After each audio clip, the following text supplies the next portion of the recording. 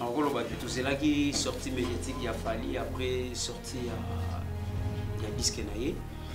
Tout ça qui a monté, tout ça qui sorti médiatique naïe. Après concert à Martyr, tout le monde a monté. Et pas mal de concerts nous sont salés, mais sortie médiatique, il fallait salir pour moi. Si j'étais auprès de Fali, pourquoi? En vrai, c'est que pour moi qui passe à la sortie médiatique, on a pour parler de sa famille dans la télévision. Et surtout pour nous, on a donc pour moi, vraiment, il y a qui sorti médiatiquement pour toucher mon kili, mais pas dans le bon sens. Pour nous chatter sur le point sur les idées et puis passer à autre chose directement. Non, mais au moins tu es aussi parce que spéculation les gars qui déjà que sortie médiatique il y a moi si live et tout il y a alors le bélo roté. Donc puis c'est la pas au capé version en fait. Non, tu passer dans autre chose. Alors que maintenir ce soir. Et pour moi déjà mon équipe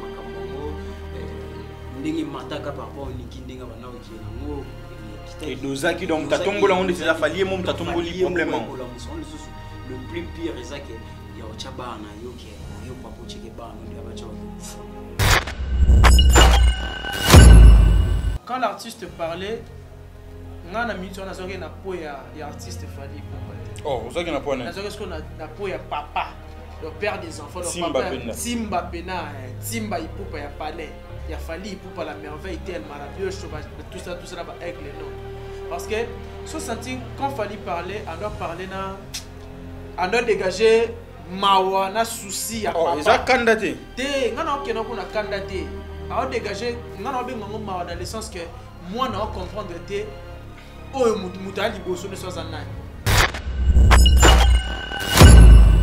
on a peine ba pesi pe ba lobi na nté non va ça fait sortir mais bango ba lobé belé to ka de belé donc ba ne loko yo prouver biso souté par contre il fallait te battre ba raison et puis to landi ba sortir médiatique ba te belé ba maniquer ba tout ça ça rapproche ba bimisi ba vérité mususu o biso pe to ba kité ba vérité on pesa solo est-ce que après si ba propos na yi ndé lobby que peut-être silence on est zalaki ba niki ba ndeko ba na ndeko na o il fallait éclaircir biso nezini fallait éclaircir biso ni éclaircissement il y a haine dans la famille.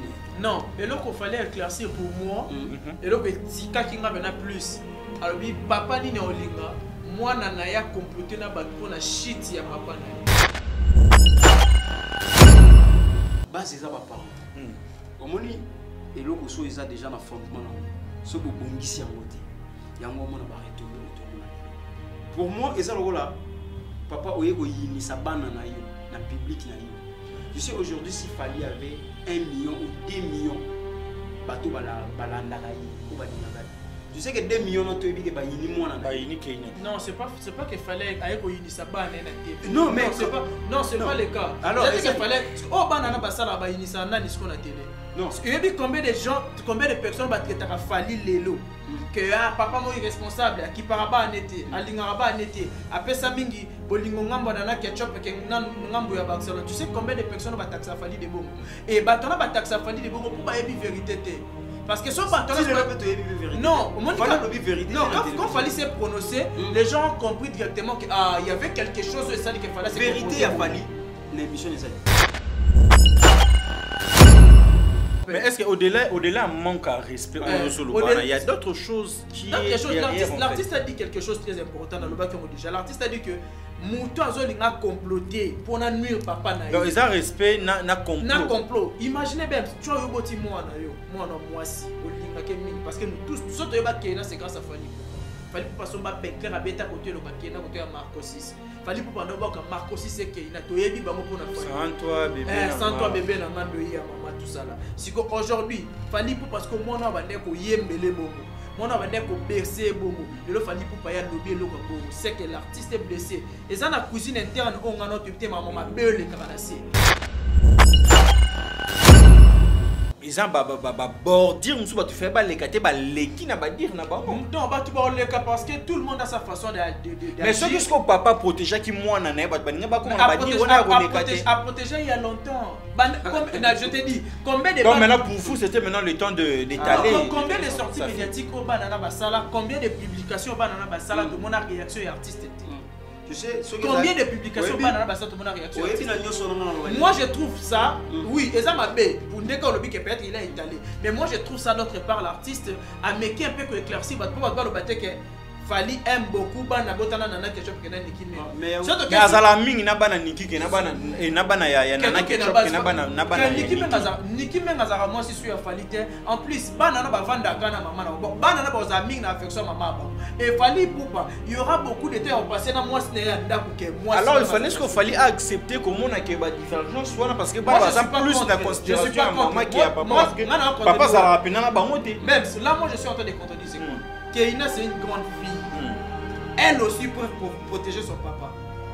Elle peut. On fait ça comme quoi aussi longtemps à toi et maman. Non, on fait ça comme que. À ça moi na à quoi sa maman té maman. S'il vous plaît, nazoka maman. Oyebi ke Keina. Na zunga kaka na tuno Keina aloba nini ya mabe ya fali. Keina? Oui. Parce que tout à l'heure vidéo mon père TikTok a babi que soit disant ça yaya Niki mutaloba qui fali azwa Niki juste car babi mané pour abaler pas soira minkanda après makambwana directement à télé ça faveur au Niki à sala pour na fali oui nde babi que bota pe en wana squat comment que c'est Niki qui a fait qu'il a fali azo mukanda to sola bien to que non affection Niki ça vrai. Une femme infidèle qui est en train de tricher son homme, t'es mon balavanda. Même si je te pose une question, au vivant, moi si na yo, hein, bobo tine moi di bosso. Moi si na yo zoase mami balé, ou yebise que Luka moi na ya papa. Nalo ba maman ni ya dolo. Luka moi na ya papa wana. Elingo lo bani. Et moi aussi, c'est infidèle. Alors, okay, pour ce que j'étais sûr de moi qu'à vivre en Nanga, c'est que je voulais si vous avez un balaza. Ça c'est infidèle. C'est que mon balaza est irresponsable. Par rapport à quoi? Par rapport à quoi? Quand tu avais des doutes, dans mon tour de si beaucoup de tabou qui n'a pas années n'a pas tout sous. Si à comment on a zéro pour épisode de pendant que vous avez dans moi si vous sous vous botanez pas. Toi tu penses que Bastos Patricia Bibel on va ça irresponsable? S'il vous plaît, oui. Bastos Patricia Bibel on va ça irresponsable. Papa, mais laisse-moi te dire ça. Vas-y. C'est biblique. Tout qui est dans la gauche droite. Moi ça vit pas quand on va lire encore. Let's be son abino boy. Tu as vu que Fali, il y avait Niki, il y avait Nana. Oui. Si on était Niki, il y avait Fali avec qui? Personne. Tu es habité. Mais si go, pourquoi vous condamnez le robot habité? On condamne. Peut pas opérer ça, on a pas de détails. Non, non, non, non, non, ça prononce que Mbali a Niki. Non, non, non, non, ton nani c'est là. À ta photo, est-ce que si vous montrez ta photo, mon robot? On n'a pas les temps. Il y a un gars comme ça avec Niki, bah ça. On n'a pas les temps. On n'a pas les temps. On n'a pas les temps. Photo. On n'a pas peut-être le temps de citer les combos à Batman Madame Niki. Peut-être la personne qui sera mieux placée à Botang et à combo à Niki. Mais attends, vous comprenez? Non, Netinga. Je suis pas censé. Écoute, je suis pas je suis pas censé. Niki a Madame Ibali qui ça c'est le bima Niki. On est à la Kimi. Abi Madame Ibali va prêtre. Babi mi fali Ali Azara Ibali musicien au théâtre. Vous comprenez? On attendait en temps pas musicien na Kinshasa. Tu as na temps en temps Babi Ibali ou Madame Niki. Oui, que ceux qui Bosali Bongo, on doit aller plus loin. Tosali Bongo. Non, écoute-moi. On doit aller plus loin. Yoye baba sur Bofrana Bango, ba vie na bango arrière, babanda ba nani, ba nani. Mais Niki Meng a fait des choses à Zana Fali. Quand on parle de Nana, tu vas mettre le Nana ou Azara on a Fali. Mon cher, t'as pas de preuves à Niki? Non, on n'a pas de preuves. On n'a pas de preuves. Les preuves tangibles, les amis. Kélia. Quelle preuve tangible, les amis? Kélia. Mais Kélia n'a pas été sur Talifa, ça t'a fait sur Tali Longiga. Est-ce que Fali là? Tu sais, Aden n'a pas fait combien? Tu sais, Aden n'a pas fait combien? C'est 99 euros. Ouais. On comprend. Voilà, manqué 99 euros. Et là, on a le même. On comprend un gars. On doutait dans Moutou. On comprend un gars. On comprend un gars. On comprend. Papa, on comprend la façon de l'obélité. Je dis ceci. Preuve tangible, les amis. Si Fali a dit ça à Aden. Laisse-moi m'expliquer. Le roi Zagana va tout naïe. Si Fali. Et l'eau est aussi sa vie, c'est ça. Troisième hasard. Mesdames et messieurs, bonsoir et bienvenue à ce nouveau numéro de votre émission Grande Analyse, une émission dont nous prenons le sujet de l'actualité, nous le mettons sur notre table avec des invités pour analyser. Alors, un grand merci à cette équipe dynamique de plateau d'honneur qui permet que cette émission soit super bien réalisée. Je vois Jordan Fundou, je vois Serge Mouembia, autrement dit Moura de la presse. Un grand merci à Ya Christian Kimbuta Sommé, Soka Lobby à Salaka, donc big up à toi mon grand, et sans oublier aussi Pasteur Landry Mompolo, il y a Mama Deborah Mompolo, ouais. Donc Ozana Kaeli, Ozana Kimberly, Ozana Bana Ndeti ba Kimberly ba Kaeli, en tout cas on les a plus qu'une grâce, en tout cas big up à la grande famille et Mompolo. Voilà, nous allons parler de l'actualité qui est dominée par Fally Ipupa après sortie médiatique naïe, mais aussi parler du concert du 24 juin de l'artiste Ferregola qui séjourne aujourd'hui depuis 3 jours déjà na Mopanti à États-Unis, mais Mouto Atikalandeti emblème, il y a Jet Set Keza, il y a Ilus Sema, il y a Ilus Atikali. Pourquoi on va essayer un peu de parler de ça, mais aussi l'artiste Inos B, après ces 2 sorties médiatiques, au moins il a opté de faire la paix, donc en demandant pardon comme le Congolais l'ont demandé. Si vous aimez ce que nous sommes en train de faire, la meilleure façon de nous soutenir, c'est de vous abonner, d'activer la cloche de la notification, partager nos liens, ça ferait énormément plaisir parce que sur notre page Facebook, nous sommes à 44 000 et ça en est linguement parce qu'il y a dit que les 18 juin à 50 000, ça fera énormément plaisir. Je suis avec Lynch un peu l'appel à Balit Warrior intelligent. Boni. La santé, ça va, ça vous dit d'abord. Santé, ça va. Ange Noir, yo, Kiminga fort, Lolo. Non. Au Kiminga, après combien de mois déjà? Il va moins belette. Moins belette, vraiment. Toujours énorme, merci pour tout ça. Pandi, Bonicop, Mambolé, quand même. Santé, ça va, ça va. Voilà. Nous sommes bien. Voilà, les amis, nous allons directement ouvrir ces grands débats avec mes 2 invités. On va essayer d'analyser sur l'actualité musicale. Dans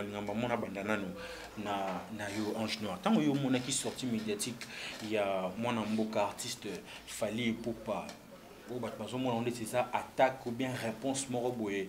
Il y a mon qui na Nikimenga. Yo mon qui Oui, merci Bems. Donc j'en profite déjà pour saluer tout le monde au Bazo Landabiso. Donc bonne union sur la plateau d'honneur. Donc vraiment un peu sinon en beauté. Et pour moi, en gros, tout c'est là qui est sorti médiatique, il y a Fally, après sorti il y a disque naïe. Toujours qui a monté, tout c'est là qui est sorti médiatique naïe, après concert à Martyr, tout le monde qui a monté. Et pas mal de concerts ne sont salis, mais sortie médiatique au Fally Sali pour moi. Si j'étais auprès de Fally Ipupa, c'est que bon qui passe à la sortie médiatique, on a pour parler de sa famille dans la télévision et surtout pour on Italie bananaï. Donc pour moi vraiment ils ont qui sortie médiatiquement et touché mon kili, mais pas dans le bon sens. On est raté. Oui, ils ont raté. Ils ont bien raté. Ils ont raté pourquoi?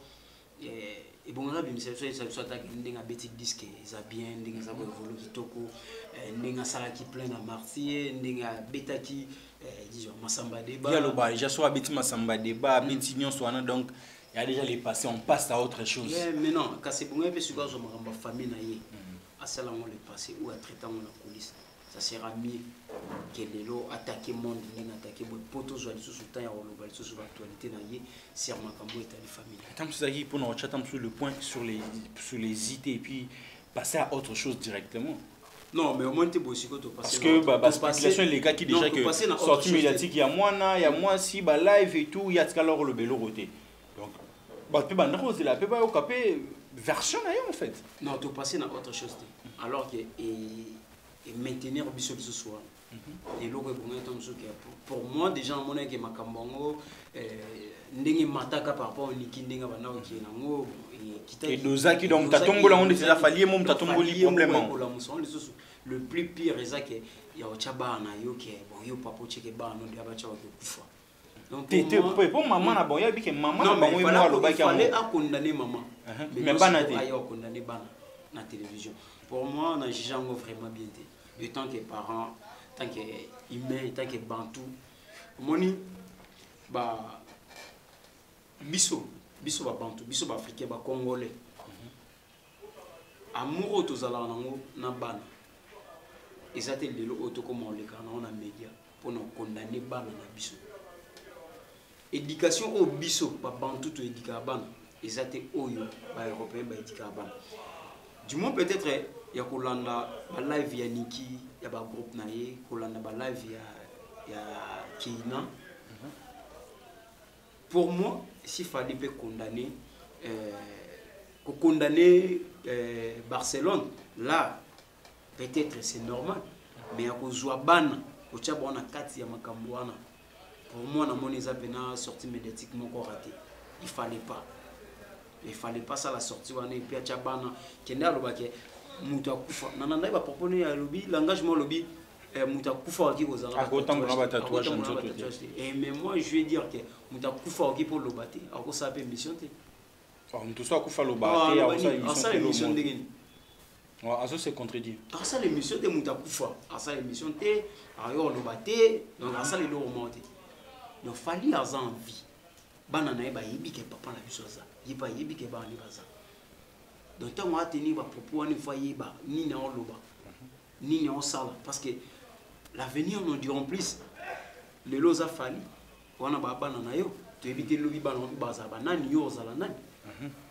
Donc nous sommes au bima média bateau bazalaka entouré na ba artiste ba conseiller ba ni info ba méga un peu ko talent que mission on est tout ça ba propos auto tenir au les avantages na nini et ko pousse biso wapi ça la biso parce que pour moi la carrière il y a musique a fallu et porter et le remonter fallait à Betty de Abastad approuver biso à Betty ba disque a betaka déjà makambu ya Keina na makambu ya Niki na makambu ya famille na ye et même la biso et l'eau commenter la musique a fallu na carrière ya fallu et apporter rien donc on les a makambu na ye ya famille na ye fallait garder arranger mon famille à côté biso total na télévision eza simba et papa o tazara na ndako papa ba Keina ba Marco 6 ba Jadel T donc tant moi yeli biso na télé vous maï la biso makambu ya ye fallu et ça la biso bien na ba mélomane la bonne musique. Mon amboka Lynch Pela, vous êtes d'accord na Ange Noir? Bon, je peux dire 10% oui mais 90% non. Non pena ya nene N majuscule. Ya kaya pena. Et ben déjà chaud déjà bon. Non pena ya nene parce que quand l'artiste parlait ngana minute on a zoké na po ya artiste fali pour pote. Oh, vous avez na po na. Zoké ce na po ya papa, le père des enfants, le Simba papa. Pena. Simba Pena, Simba ipupa ya palais. Il a fallu ipupa la merveille telle maravilleuse tout ça là avec les noms. Parce que ce senti quand fallait parler, on doit parler on doit dégager mawa na souci ya papa. Oh, ils a candidaté. Té ngana okena ko na candidaté. A dégager ngana bengo mawa dans le sens que moi na comprendre té oyo mutu ali boso ne soza nani a comprendre o azali boso na ngazana parce que surtout que na otana mambo ba bible to mona ke moi na mota ko telemela ka parents ezarate même biblique ba ke bana to respecter ba parents to honorer ba parents na biso vous comprenez donc bana na bana plein droit à respecter marambo papa ba moi mais surtout zongi ne ba condamner pourquoi fallait pour parler ka ki na média peut-être à épingler le quoi moi je trouve ça aussi normal parce que tous a rappelé na suspense tout le monde a lelo Niki menga lobby lelo Keina lobby batu ba lobby mais tout le monde a réaction à falité on se pose aussi des questions. Entre Fally et Keina, Tona Niki, Naza fautif. Mais aujourd'hui, on a compris que l'artiste a totalement raison. Oh, il y a solo. Bien sûr que oui. L'artiste a raison. totalement On a PCP, lobby dans nous. Non, va ça fait sortir. On a lobby belette au cas des bellettes. Donc, on a prouvé se souter.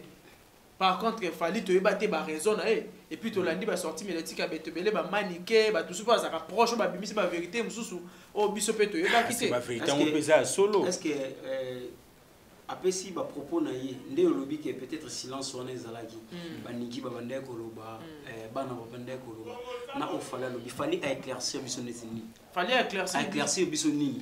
Netinga éclaircissement na il y a autre haine na kati ya famille. Non, et là qu'il fallait éclaircir pour moi et là que tika kinga bena plus. Alors bi papa ni na olinga moi na ya comploter na ba pour na shit ya papa na. Place est blessé nga moi. Non, les amis complot ngeza ndisi. Non, tu connais faut que Luka Eglet a expliqué biso. Il y a un moment ici on a ébissio mon frère. Il y en a ébissio que c'est pas important pour Fally pour. Non, c'était pas important peut-être pour vous, mais pas pour Fally. Non. Et Fally alors ça la vie na pour na yeti. Fallait ça la vie na pour na ba warrior. Vous comprenez? Fallait ça la vie na pour na ba mélomane et la bonne musique. Aujourd'hui, sauf Fally a couffé lelo. Famille mute kunda été. Voilà. Vous comprenez? Fally na Congo, na Afrique, na monde. Les lots sont un problème moko bon. Au moins famille na peut-être ils ont 5%. Au moins qui les ont 5%. Depuis ma cambone banda et Achita Fally n'a rien. Abimisi disque, abeti ba concert, si les lois ont avancé. Mais pourquoi après que c'est terre à monter? Pour moi, on va le c'est Koufaga. Et Koufaga n'a pas pena. Il monte à la moussa. Il y a où tu la moussa moussou. Maintenant, il y a le baguette au condamné, peut-être il fallait Aza n'a raison. Il y a le baguette moi on expliquer biso. Pour compléter net nini. Keina a complété nini pour na nini pour ba nuire Fally na nini. Est-ce que toi tu penses que Fally mais est-ce que maman quand baguette ça solo? Non, laisse-moi m'expliquer d'abord. Est-ce que toi tu penses que Fally peuvent passer à la télé à Obake moi nanga comploter na passer à la mabe pour mentir aux gens. Tu es sûr que Fally peut faire ça? Complot na ezani. Il y a un ce qu'on a tout ni ce qui n'est pas que biso na tobi comploter. Vous pensez que man quand baguette ça monter? Nasi de ça non. Est-ce que vous pensez que Fally peuvent passer à la télé pour venir mentir? Toi quoi c'est la moi on est likambu ya bongo ya munene bongo. Tu as très bien dit, Fally pour pas faire sa vie pas seulement pour sa famille. Fally pour parler patrimoine, il est pour tout le monde. Il fait la fierté du Congo, de l'Afrique, du monde et tout. Il ne peut jamais passer à la télé, tenir des propos et ça le coup. Quand l'artiste a dit ça, il sait de quoi il parle. Ayebi que Marambo na lobby c'est vrai. Mais est-ce qu'il y a un man qui a dit? Man qui a dit quoi encore? Le bail que non, complot, balingaba salamna. Na tant que un confinement qu'il fallait violer mon anaïe mais bon aussi la justice est-ce que ce sont des choses vraies on a s'expliquer quand même. Laisse-moi m'expliquer. Moi je pense que Fally a bien fait pour éclaircir Batouba comprendre que non si peut-être Fally se comporte de la sorte à l'égard de ses enfants c'est qu'il y a des lourds mots dans le sous-bassement qui ne collent plus avec l'artiste. Les enfants so ba ebi que oh papa na biso quel que soit maman ça peut intoxiquer bino. Quel que soit maman zolo ba mabe ya papa na bino. Bano balinga papa na to mwana balinga papa à quoi approcher toujours base ça ba parents. Omoni eloko so eza déjà na fondement na mo. So bo bongisi yango te. Yango mona ba retomber auto mona lelo. So qui Fally na niki ba yeba bien ko garder ba na bango. Est-ce que vous voyez que ils ont une grande personnalité oyo baza ba personne publique baza na bana opeto yebi bangote. Je vais donner un exemple rapide. La personne là Félix Oazé quoi. Si ko to comme moi si ko to yebi moi si na été to yebi bana été. Ala kisa bisoni to yeba ina makambo ya salaka. C'est plus important.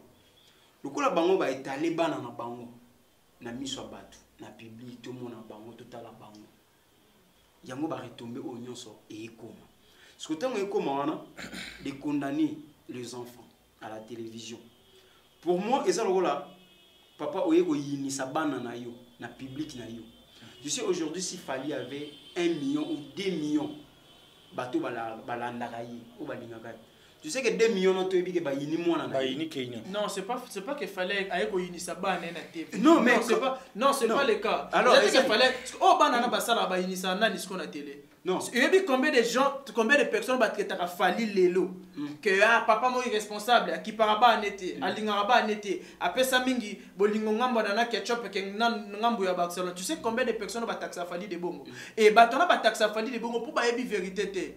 Parce que son patron non, quand fallait se prononcer, les gens ont compris directement qu'il y avait quelque chose de ça qu'il fallait se vérité a fallu l'émission des amis. Vérité a fallu sur Makambouana. Sur Makambouana. C'est ça que moi on obéit ça fallait premièrement. Il avait donné l'exemple il y a Marco 6. Il a dit que Marco 6 ça sale l'oro moroboy. Il a dit que 4 mois qu'on a TikTok. Cela prouve qu'il y a des choses où interdisent à rappeler qu'il y a obéi ça raté. Et là, c'est déjà que l'enfant n'obéit pas à son père. Mais est-ce qu'au-delà manque à respect il y a d'autres choses qui l'artiste a dit quelque chose de très important dans le bac déjà. L'artiste a dit que Mouton a comploté pour nuire papa na. Donc ils ont respect na complot. Na complot. Imaginez bien, tu as eu boti moi si au linga mingi parce que nous tous surtout ba Kena c'est grâce à Fally Ipupa. Fally Ipupa son ba ben clair à beta côté le Kena côté à Marco 6. Fally Ipupa ndo ba ka Marco 6 c'est Kena to yebi bango pour na Fally. Sans toi bébé. Sans toi bébé na ngando ya maman tout ça là. Siko aujourd'hui Fally Ipupa parce que moi na bande ko yembele bongo. Moi na bande ko bercer bongo. De le Fally Ipupa ya lobby eloko bongo. C'est que l'artiste est blessé. Et ça na cuisine interne on a notre petit maman ma belle karanasi. Mais auto yoka in alinga nuire Fally. Ce que alinga nuire eloko na basala ke simbaki. Carrière a Fally down. Fally lelo avait ça daye. L'enfant là ngatika na Kena Ipupa ka moi na Fally te. Soit qui mona malamu na makambuana nyonso. Il pouvait défendre son père. Tel que soit son père à la paix. Mais elle doit défendre son père où? Chez sa maman nanou parce que maman on t'a alors y a on a ebisé le mot ah tozakana nikité tozakana to mona basiko oh to monaka na to mona ils avaient fait est-ce que vous avez déjà vu qu'il n'a passé à la télévision pour dire que mon père il est mort? On voit des publications il y a maman. Il y a maman. La maman. Mais c'est ça. Quand la maman a dit. Quand la maman a dit ou l'enfant. Quand la maman a dit, moi je considère mes enfants comme des orphelines. Ok. Qu'est-ce que nous avons empêché pas de commenter? Nous ne sommes pas des orphelines. Papa ne Fally pour pas vivant. Mais est-ce que c'était obligatoire ça là? Oui. Oui. Peut-être que ça pourrait susciter quelque chose. Peut-être ça peut susciter quelque chose. Oui. Et maintenant c'est que Fally a fait. C'est que Fally a fait. Non, Fally a alimenté en gros. Non, Fally n'a pas alimenté. Fally a éclairci l'opinion. Que bon comprendre que ceux qui n'agissent de la sorte, c'est grâce à l'Ikambubo. Oh, Fally le peut-être 0,05%. Oh, on est tikali, on est belé. To yebite marabé les carnassiers. Parce que c'est pour cela. Dans mon publication récemment. Et ça qui Instagram ya Nicki Meng a commis Kelia et Kena Ipupa. À ça la publication mon Makambu Fally Solena Kena sur WhatsApp. Tout le monde a réseaux sociaux. Kena postango. Si fallait poser une question quand tu es un nani. Kena répond à beza quand ta maman. Habillé ça longo la combo nanga. Parce que c'est un maman. Kena soit la publication na chango d'internet. Et là on y est poussé Kena chango d'internet. Pour biso sur tout le monde. Toi tu penses que ton monde a étalé papa Nebongo, tout le monde sera d'accord. C'est ça même niveau qui a publié le conseil déjà ma déjà. Il y a moi ce qu'on appelle exemple, on a ce qu'on a mona, à part auto éviter. Qu'il a eu conversation parce que na papa na yé, a posté on a Facebook, la page Facebook na yé, conversation na papa. Est-ce que moi na bongo pena il est azam moi na malamo papa ko liga si ata ko papa aussi portera moi na. Moi na comme ko étaler vie na conversation et biso mi balé papa c'est pelité pour papa na maman on bazarati. Comment ko cha kombo na ngayo bike ba na ngaba za ba ofeli. Comment ka Kelia et Kena s'il pourquoi cha Ipupa. Yebisa maman. Parce que ça dit Kena Fally n'allait pas dire à Kena que Kena longo la kombo na parce que Kena porte le nom de Fally mais Nicki Meng porte pas le nom de Fally, il est Nicki Meng Barcelone. OK. Si ko a che kombo moi na sko yo étaler papa na on peut pas dire achaki bakoma Ipupa ne pas nani et pas bana et ça compte ya maman. OK mais bachaki kombo nini Ipupa Kena Ipupa na Kelia Ipupa. OK c'est bien. Voilà. Je vais te dire une chose. Vas-y. Mon cher, tout sur la logo là tous en sens à humanisme. Il y a bon moto. Je sais pas les warriors si vous comportent comment. Vous se comportent comme donc en vrai, le président de la République, sur la télé, il garde beaucoup de place. Non, c'est qu'on parle pas de la sorte. On défend la personne. Non, la personne a raison. de la sorte. Donc, vous savez, ça va bimisi bino bou. OK, plus OK ne ko yebi te boko mika. Te to yebi. Te bo yebi. To yebi parce qu'on demande l'artiste. Non, na lingana so ngaka plus wa. Voilà. Ba lungola ba kombo ya ipupa ndenge. Est-ce que que sang ils ont coulé par la bango ça. Non, attends, je finis. Fali n'a pas habité ba bango longola kombo te. Maman na bango longola kombo na. Longola ndenge. Maman na bango komanga jamais Niki Menga Barcelone tika okoma kombo ne Niki Menga ipupa. Jamais. Quand tu as des amis yana. Quand tu as na komanga ezaka kombo bana ba komanga na. Ezako compte ya Barcelone. Non, quand c'est à Barcelone. S'il vous plaît, ba kombo les amis bana. Keina et Kelia. OK, c'est bon. Non, so ngaka wana. Voilà. Keina ipupa et Kelia ipupa. Mais est-ce que Fali, au moins babilo ko obosa oza babilo mo boye. Donc to kola to ndo mona wa bana basi so bakanga ebindemi. Ko solisa sunga te ko tanga kumula ngate Fali peut pas faire ça à ses enfants. Est-ce que le pourquoi ça la mona Niki Menga? Le pourquoi ou pas le pourquoi il fallait pas. Il a dit ça à Niki pas à ses enfants. Non mais Fali a dit ça à ses enfants. Non, il a dit ça à Niki. Lelo, oh alobi a na popol. Non, il a dit ça à ses enfants. Oh alobi na popol, Fali a éclairci. Pas faire ça mon frère. À ton avis, lelo yo na mwana na yo. Omonika soto longoli na micro to longwe na micro, to longwe devant caméra. Je pense pas la personne oyo zali au sala bongo na mwana oyo. Na pose une question. Ta fille hein au bout je sais pas si vous avez na moi sans vous arrêter. Peu importe. D'accord. Si vous arrêtez net na momia. Parce que moi si on a intoxiqué moi na yo. Et un jour moi na yo wana obengisi ya to mona na ya pointo atio mundu kibo. A betio mesure te kufite. A betio mo kufite. O lingaka moi na posa papa. Je vais te dire un truc. Réponds. Je vais te dire un truc. Vas-y. Moni moi nga. Moi nga on a boti moi nga. Je vais faire des momies pour Kazala ou yongana. Non, to longo na contexte ou tu es na contexte afin na peso quel exemple. Contexte moi na yo yi a point atio arme a betio lisasi. Au quoi il mo kufite. En aucun jour. O linga moi na yo. Exemple na on peut ça na.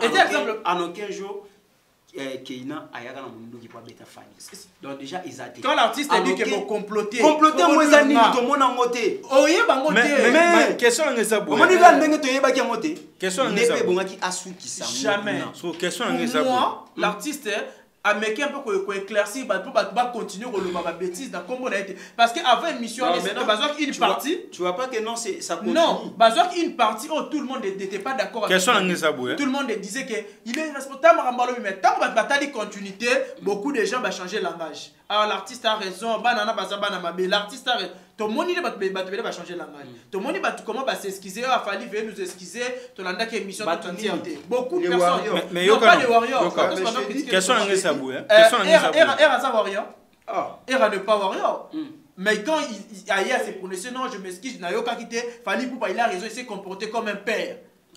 Oui, mais après n'oublie pas, un père c'est celui qui sa famille en fait oh il azo beaucoup là oh il azo gérer en fait. Un père c'est pas celui qui prend la saleté de ses enfants bien la saleté de sa famille mais ça à la vie de tous. L'artiste n'a jamais étalé ses enfants. L'artiste a seulement éclairci. Non, par exemple, père peut protéger mais son mutaza contre. Mais est-ce qu'il a fallu seulement éclaircir l'opinion à banana de la famille à la vie de tous? Oui, mais qu'est-ce qu'il y a moi David contre David. C'est biblique. Moi na David mais c'est un homme contre David. Papa n'est roi mais moi na bundi saraye. Ce que ce moi na bundi ça tel que ça papa, il faut protéger moi na bundi ça c'est laisser faire moi na mais Lelo, est-ce que tu sais que il y a beaucoup de gens qui apprécient qui aiment Fali qui sont fanatiques de Fali bazana na ndenge mususu hormone la moi na Lelo ata soki papa na moi na ba solo to ba bongisi mais ils ont bordir nous tu fais pas les caté qui n'a pas dire na ba non ba tu ba le cas parce que tout le monde a sa façon de mais ce que ce papa protéger qui moi na ba comment ba dire on a renégaté à protéger il y a longtemps je te dis combien de donc maintenant pour vous c'était maintenant le temps d'étaler combien de sorties médiatiques au banana basala combien de publications au banana basala tout le monde a réaction et artiste était. Tu sais, combien de publications banana basa tout le monde a réaction. Moi je trouve ça, oui, et ça m'a bé pour ne pas que peut-être il a étalé. Mais moi je trouve ça d'autre part l'artiste a méqué un peu que éclairci pour le battre que Fali aime beaucoup bana botana nana ketchup kena niki me. Mais azala mingi na bana niki ke na bana ya nana ketchup ke na bana niki me ngazara moi si sur Fali te. En plus bana na ba vanda kana maman na bana na ba za mingi na affection maman ba. Et Fali poupa, il y aura beaucoup de temps au passé na moi ce n'est nda ke moi. Alors il fallait qu'il fallait accepter que mon a que ba divergence soit parce que bana ça plus la considération à maman qui a papa parce que papa ça rapina na bango te. Même là moi je suis en train de contredire c'est quoi? Keina, c'est une grande fille. Elle aussi peut protéger son papa. Mais elle peut. On fait ça comme quoi aussi longtemps à toi et maman. Non, on fait ça comme que. À ça peut moi net. À quoi sa maman té maman. S'il vous plaît, s'il vous plaît. Nazoka maman. Oyebi ke Keina. Na zunga kaka na tuna Keina aloba nini ya mabe ya fali. Keina. Oui. À ça la publication belle. Bon point de missionnaire et botama. Non. Il faut courir derrière Niki. Bon, mon ma bé a fallu Niki. Mais pas chez Keina. Tu sais le pourquoi? Un enfant qui dit ça. Et l'homme dit le poteau ça, Magambo. Comment la même sinda lobby? Nazuma te belé. Yotel Makambo. Un enfant qui parle, qui dit à la télé, à ça les publications que je voyage dans mes propres moyens, na vivre na combat moutouté, na gagner la vie, na mais c'est la vérité, est-ce qu'il faut combat? Non, quand la c'est là. Mais c'est la vérité. Tu sais quand alors ben que à ça la 2 ans, 3 ans mon nana papa le papa de son papa. Oyebi combien de battreta fallu d'irresponsable na. Mais oui, ça irresponsable. Mais entre l'enfant et mais oui, laisse-moi te dire ça. Mais quand elle-même elle dit qu'elle est majeure. Elle fait ça. Et là, on est poussé à sa publication. Ok. Oui, mais là, on est poussé à sa publication. Ceux qui papa ont soin a été. Attends, écoute-moi, on a une question à répondre. Vas-y. Au moins, ton papa qui peut n'a pas été. Bah, non, combat majeur. Bah, bandi qu'on mise là. En charge. Responsabilité dans ma charge. Bah, apporter combo, il y a Ipoupa. Tu sais, les lots. Non, je vois le quoi au moi si. Moi si, beauté si moi si on a moins. Bokabo en aïe. Au moins, si ok, et simbi, ou brûlé, ou qui peut pas nous ébouter. Est-ce que NO est à la canacate? Et NO, bisou mi bali toucha et pas bassi. Toi, tu penses que Falim t'a dit que. À ça prête, en fait, il y a aussi la tout pour nous déstabiliser. Oui, toi, tu penses que Falim t'a dit que. Siko, oyebini. Toi, tu penses que Falim t'a dit que Niki? Non, c'est la question que je te pose. Oui. C'est ça que parce que tout à l'heure, vidéo, mon père a TikTok, a dit que soit disant ça, il y a Niki Mutaloba qui fallait avoir Niki juste et Karababi, mané pour abaler pour soir un Kanda. Après Makambouana, directement à Tika de l'Israël. Et ça va faire Niki. Et ça va faire Niki à Sala pour la famille. Oui. Ne va bien que Botape et Nouana Square, comment qui vous manipule. C'est Niki qui a fait qu'il a fallu à son Kanda. Tu sais bien, oui. On comprend bien en 2020, le confinement. Moi, on a fait la publication en 2020. À ça, 3 ans, il a fallu 2 ans. Mais en 2020, anniversaire à Kélian à Dubaï, il fallait même Kélian à Dubaï en 2020, le confinement. Mais hier, moi, on a fait la publication, il y a 2 ans, 3 ans. Et la publication, on a fait en 2022. En 2022. En 2020, on va voyager. Laisse-moi m'expliquer. 2020, on va voyager, n'est-ce pas? Ce qui Niki. Bazaki na fali bakabona so to landeli cause to landé ba sortir médiatique maniqué to que non la version maniquée ça vrai une femme infidèle qui est en train de tricher son homme t'es mobile à vendre. Même si je te pose une question au vivant na moi si na yo hein bobo tine moi liboso moi si na yo zoaze mami balé o yebise que luka moi na ya papa na lo ba maman ni ga dolo luka moi na ya papa wana elingo lo bani. Et moi aussi, c'est infidèle. Alors, okay, pour ceux qui j'étais sûr de moi qu'à vivre en Nanga, c'est que je voulais Sigo, et puis Mbalaza, ça c'est infidèle. C'est que Mbalaza est irresponsable. Par rapport à quoi? Par rapport à quoi? Quand tu avais des doutes dans mon tour vivre en Nanga, si beaucoup de étapes qui n'a pas osé na mbetu lisusu, si a comment na zemi pour ebiso ya yo. Pendant que vous appelez dans moi si mususu bozo botane ban. Toi tu penses que Bastos Patricia Mibel on va ça irresponsable? S'il vous plaît, oui. Bastos Patricia Mibel on va ça irresponsable. Papa, mais laisse-moi te dire ça. Vas-y. Tant que je moi sur oiseau trichinga, au kangaïna mibali. Pourquoi ça n'est? Bon, fallait ça. Oh, mettons ba bote, ton ba là les cigares mon bazar. Non, parce que tant moi basala ni basala na ka ba posa nzoto. Je sais pas si je me fais comprendre. Oh, mais na éviter, tu n'as évité ça Benz. Lelo wana moi si, boboti na moi. On comprend? Si moi si wana, bokabone pour na infidélité. Pour Zandumba, pour kanye na mba. Moi ça na se permettre yo yebiso kaza iso na zemi na yo. C'est que pour ça là. C'est que tu passes un rapport. Attends. Parce qu'il faut évacuer. Quand maman t'a papa moi non. Oui. Là on se comprend. Quand attention maman t'a papa moi. Là j'étais tout doucement dans ma propos na. Oui, alors que non moi ça me colle. C'est mboté. Le leader heureusement fait que j'aime beaucoup. Ngana maman est au Gabon. Peut-être excusez-moi yo le va na télé. Mais net maman na fandi boye ça qui na zem na mon par quelle magie? Tu bien. Tu as dit par quelle magie? On a bien le mot que peut-être Niki a passé dans mon rafale comme un niveau. Niki a abandonné Fali na Tonini. So entre Niki na Fali na abandonné Muninga. Je dis Niki a le bango. So continue Instagram Niki okuta c'est que bando so na tina ipupa. Ba kabona na Fali ye mutaloba ke ba kabona na Fali. Après ko kabona na Fali et les 4 mois ayo ko se rendre compte que ça na zemi. N'a retourné qui faire Fali pour lui dire que je suis enceinte. On a Niki minga loba. A Kep ça Fali que fallait 16 années parce qu'il y a déjà sur Kabona. Abandonner Fali pour pas wapi. Fali pour pas. A préparer comment ça album sorti à droit chemin. Droit chemin. Fallait ça non Falité. A non ba galère. A bunda oui. Niki mutasala Fali za mukanda parce que Fali ale kana TV. Qui on ne parle pas que Fali alinga Niki intérêt. Il intérêt te alinga moi à 16 ans. La boule gasani abenda mukanda cause la stable. Si longtemps dans la relation na kin. Tu sais que Fali babala nana Niki. Kasi yango ne babi ke babala na po azwa mukanda. Fali ne sait pas profiter de Niki. En plus. Non, c'est profiter. C'est un autre l'homme. En plus. C'est de Niki à Kosi alors. Tu sais l'homme. L'homme peut faire ça ne dérange pas. Mais moi, ça vivra quand même. C'est biblique. Tout qui est dans la gauche droite. Moi, ça vivra quand même. Il y avait Niki, il y avait Nana. Oui. Si on était Niki, il y avait Fali avec qui? Personne. Tu es évité. Mais si pourquoi vous condamnez le robot évité? On condamne. Peut-être ça on a pas détail. Non, non, ça prononce que Mubali ya Niki. Non, c'est là. À ta photo, est-ce que si vous montrez ta photo mon robot? On n'a pas le temps. Il y a un gars comme ça avec Niki on n'a pas le temps. On n'a pas le temps.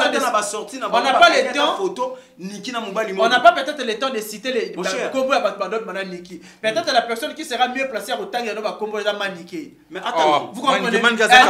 Non, Netinga, je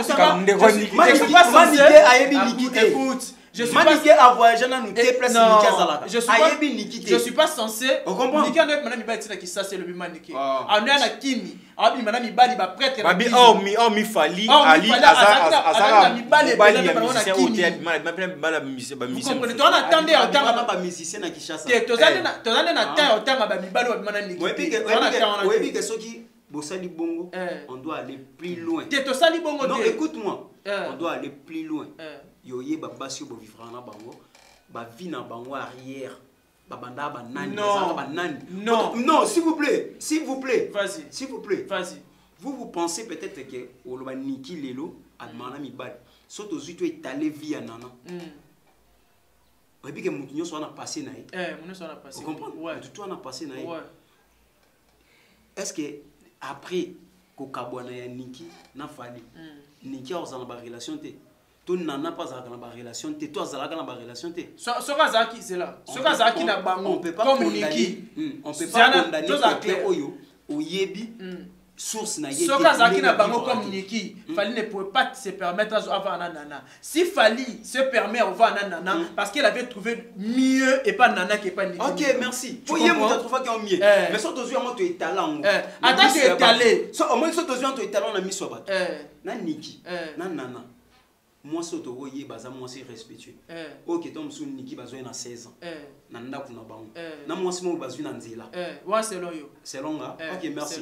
Il y en a biso qui to bitu étalon et ça a bien été. Fali n'a jamais douté de Nana Ketchup. Jamais.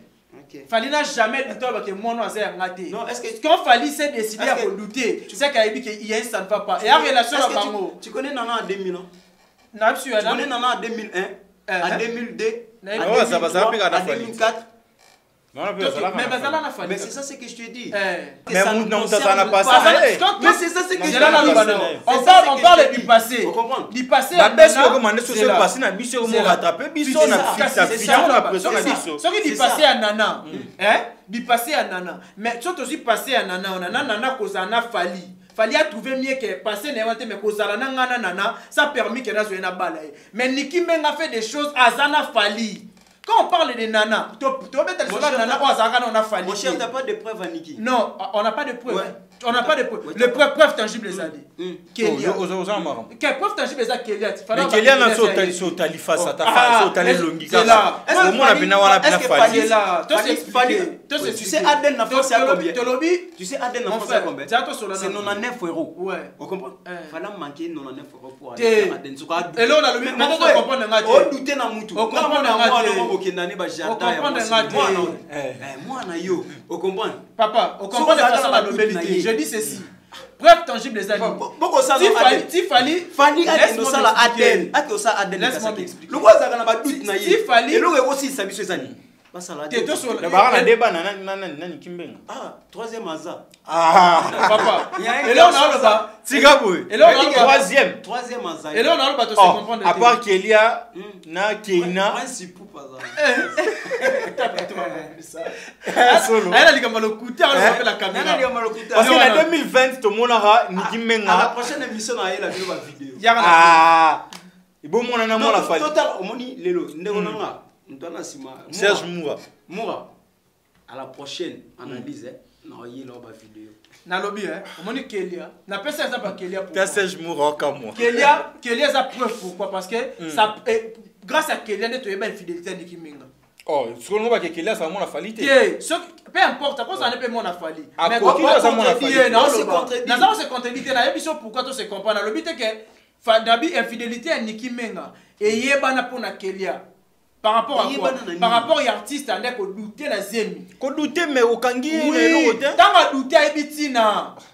Bems, tant mutu douter que zemi ozanga ta ebitina.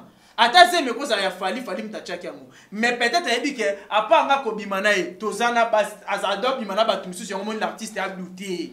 Et là, c'est que infidélité à Niki, il y a une infidélité à Nanet Kalozalate, banana Marcosis, l'infidélité, il y a Barcelone et mon ana Kélia pour l'artiste avait douté dans ses mémoires à Kélia.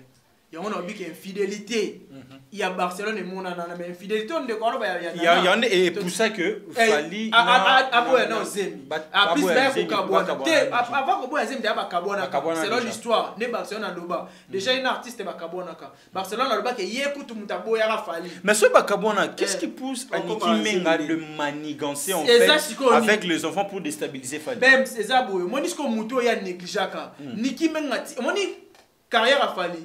Et Ambria Batunio, c'est moi qui suis jaloux à Fali. N'a musicien. Na ye mama bana na ya mwana na ye. Na ba moi bandimate ke Fali ko za o azale le bon. Yo mona chaka Niki trouble. Yo mona sko soki na chaka na maele na Joe, mais ngande na ketchup, mais ngande ba yembela ba fan love, ngande ba yembela nga VIP, ngande ba yembela ba benga nga reine mère. Yango sko e chaka e moi genre. Sko yango moni bana na ye. Yango ni bana na ye basala ka zuwa bazora par ya mama ba ka zuwa ba 12e dame te wana bango wana fina wana mais on a ebisa yo omoni elo basala ka Niki zaka jalousie wana omoni chaka makaka au traité Niki de jalousie de l'infidélité moi étant que analyste congolais mélomane fan de la bonne musique l'artiste Fally Ipupa d'où na longole na casquette soit un artiste Nsimba Ipupa irresponsable. Oui. À ton avis. Bon, avis on a c'est la débatté. Parce que par rapport à responsable à quoi étaler Fally. Moi je sais que Fally Ipupa c'est un parent responsable. Bah ça moi il sait comment attends papa ça moi belé ba tu vas étaler ba vie na bango. Te Fally quoi alingaté. Bon na moni pas wana toi na 45e république. 3e république. Voilà moi. Comme les réseaux sociaux peuvent côté sous trop. Bah tu vas étaler ba famille na bango. Voilà. Ce que pour moi je te dis que mon frère Fally Ipupa tout le monde a besoin de ce moko et ba policier ba côté la ga na ndako ba bengana ga mbango ce soir. Nani so. Ba ça moi belé. Wana ba responsable ya ba mboka.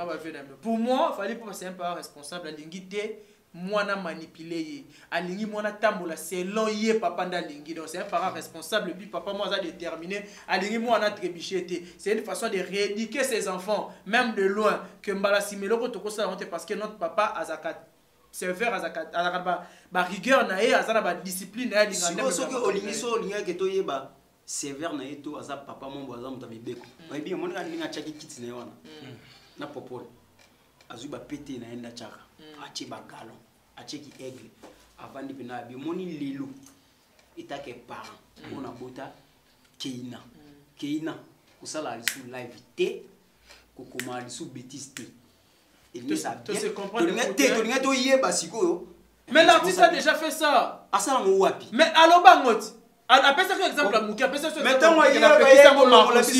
est-ce que vous pensez que Ndé Fally a sali acte on a effacé tatouage na na TV que non ochanga na kufa le plus pire ba longo la ba kombo na ye Fally atika ba tike ba longo la kombo na ye just ka vous la mettez blomo bo jazz za zoba arrête ça na loba mo mingi na TV tu peux retirer ça nga te omoni si obo esa na mabe to yaka na télé to yaka pona osala belgique non je suis la pure vérité parce que Jazz n'est pas intelligent ma propos Jazz a ko tenir na télé un homme intelligent ne peut jamais le faire Jazz dégage la haine envers l'artiste Jazz a dit Kamba Fally amplifier on ba ndenge mobo Jazz n'est pas un homme à respecter ce qu'il a se faire respecter nous aussi on peut pas lui respecter quand il manque du respect à Fally moi aussi je dois lui manquer du respect la cortège présidentiel et bimi la Bolandi presque qui ne boye ça c'est que les warriors vous êtes t'étais biso bonté non vous êtes comme ça c'est ça ba fan hein ba fan ba maïe ba fan sur ya Congo